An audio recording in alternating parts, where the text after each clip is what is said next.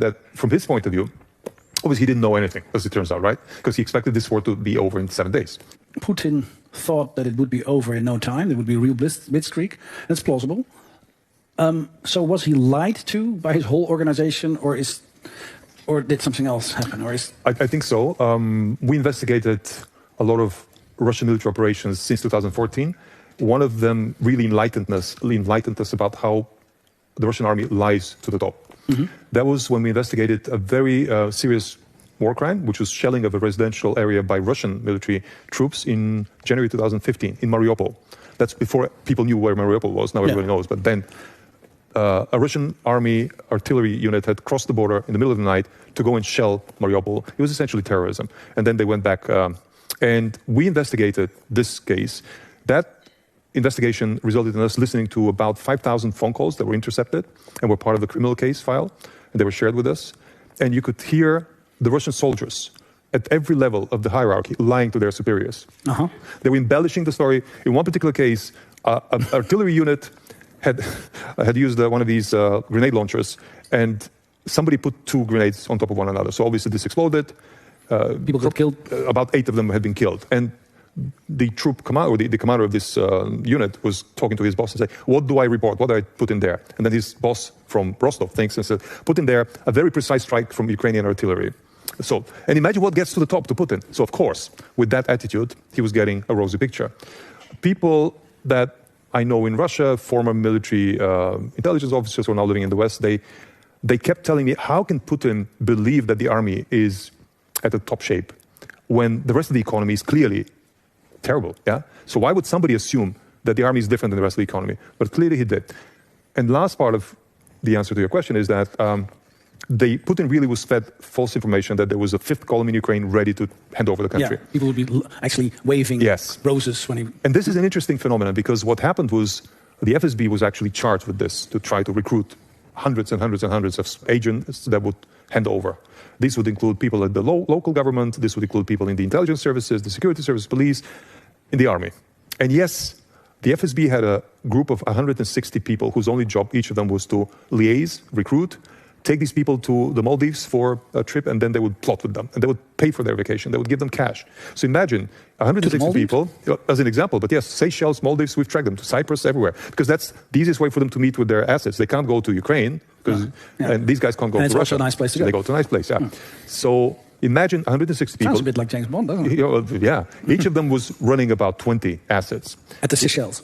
At the Seychelles. So imagine the number of trips. Imagine the number of dollars that were paid to these people. So you can track that, of course. Because, And then these people promised, give me more money. And the war starts, I come to you, And then nobody. They just took the money. They took the money. And the Seychelles. And the Seychelles trips. And delivered nothing.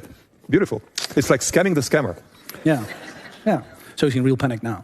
Well, I think he's been in panic since the start of the war. The way people who know him describe his behavior now is he lives every week almost as if it's the last week of his life. So he doesn't feel the manipulator, he feels manipulated. He feels that the war is imposed on him. It's not something he planned for. So the strategy is written on a week-by-week basis. That sounds really dangerous. Well, it's important to know that, because we can kind of plan for that. It's also dangerous because somebody like that can press a nuclear button just like that. Yeah, I mean, if you're asking me, will he? I really hope that the current trend of the war, which shows infallibility or fallibility of the Russian army, clearly to everybody, I'm sure we'll talk about that, makes it unlikely that people around him or below him will follow his orders to press the nuclear button, because even that will not be a certain win, and nobody wants to actually be indicted at the Nuremberg 2.0. So holding them accountable and pointing out that you will be, that actually the deeds and the misdeeds which have been perpetrated are seen and written down archived, and archived. Archived. You're making a good point that I didn't even think about, that this war is different than previous wars because there's a proven record of investigative journalists making a real-time, validatable archive of the war crimes. This has never happened before. Before it was all based on hearsay, based on claims of one army. History was written by the victors. Also. Different now. Different. It's transparent, it's open source. Years after the fact, normally. And that should make people, especially in commanding positions, think twice before taking orders. You've seen the Navalny film, right? there are these guys. There was the secretest of secret poisoners. They had personal promises that their names will never be known, right? Made to them, yeah. Made to them, by the FSB. exactly, yeah. Yep, yeah. Now their names are known, their faces are known, and then their relatives disowned them and divorced them and stuff like that. So this would lead to a different attitude by the next recruitees for poisoners. They will not believe anymore the promise. So I think we're doing a good deal because we are reducing the trust in the system of intransparency, of secrecy. And in the war, it should be the same as well.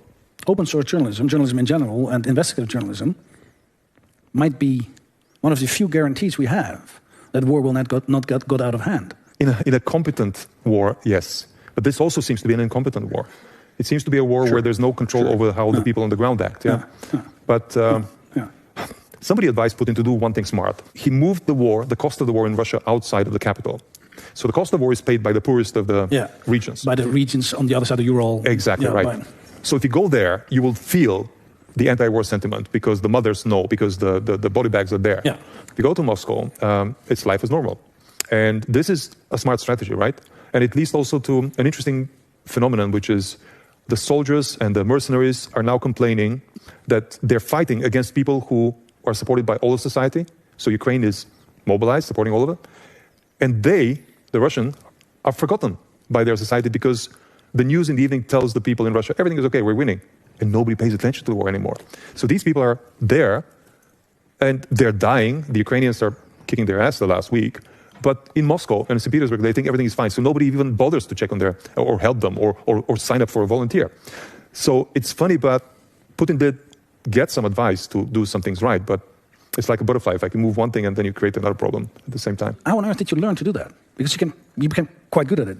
You became sort of even the rock star of investigative journalism. Where did you came across this? Well, in Bellingcat, each of our investigation actually leads to another investigation, and it's cumulative knowledge that you build. So one of the things we figured out in the Skripal investigation case was that Russian spies use the sequential passport numbers for their fake identities, right? But that means we can go and in leaked databases, we can find consecutive other passports, and then we have a new name that we didn't know before. And then we look at where did this person fly to? Oh, wait a second, he was in the Czech Republic when there was an explosion in the Czech Republic. So we discover a new crime that was a cold case before, just based on such residual data from previous investigations. How do we learn to follow the travel? I mean, it's obvious. Actually, when we were investigating even MH17, we used leaked travel databases to find out who had flown to Rostov near the border with Ukraine just before the downing of MH17, and who had flown back after that, just after. And we were able to find senior members from the FSB who were in charge of providing authorization for the transport of heavy weapons across the border. Clearly, these people become prime suspects in an investigation case.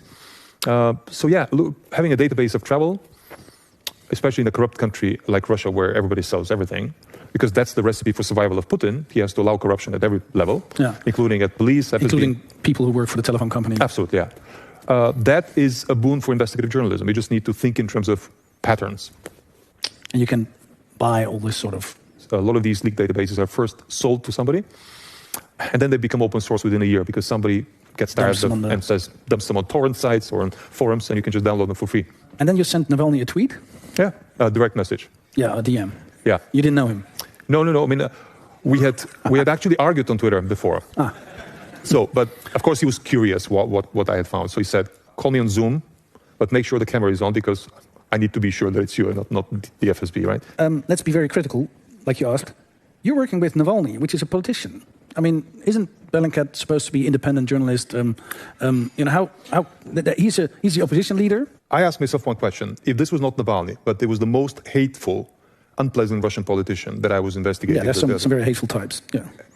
I actually visualized somebody, right? Zhirinovsky, I mean, he died in the meantime. I visualized him. I said, would I be doing still this? And the answer was yes. Because this guy, a government tried to kill him. And this guy is not getting any chance of justice in his country or anywhere because nobody's going to investigate this crime because of the principle of legal sovereignty. That means only the country where it happened can investigate it. Will it? Will Russia? No. So his only chance, or her only chance of justice, is us giving him this moment of him confronting the would-be killers. That's the only chance of justice that Alexei will have. So that means that you're amending a wrong international justice system. Yeah.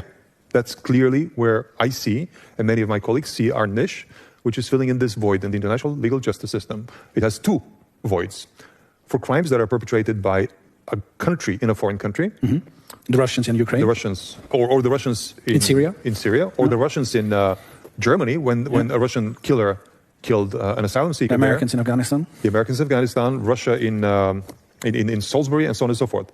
The current legal system it has something called legal assistance. So let's take the example in Germany. The guy was killed by a Russian guy carrying a fake identity passport, and Germany asked Russia, according to the international rules of legal exchange of information, please tell us who this person is. Does he really exist? If not, this face, these fingerprints, does it match somebody else? And Russia provided a bunch of bull, right? They said, yes, this is the real person. We've checked his fingerprints. So Russia lied.